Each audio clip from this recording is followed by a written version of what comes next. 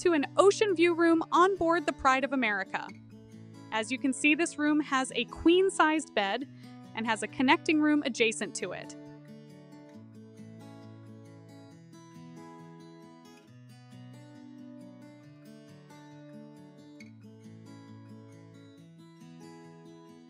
There are lots of storage shelves here where you can store your belongings throughout your trip.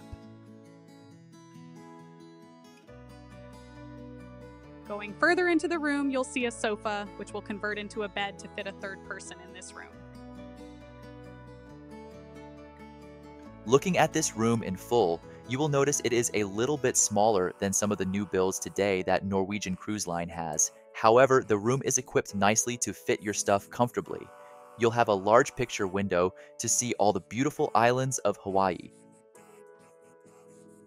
There's also a flat panel TV, a refrigerator, and some storage for your clothes.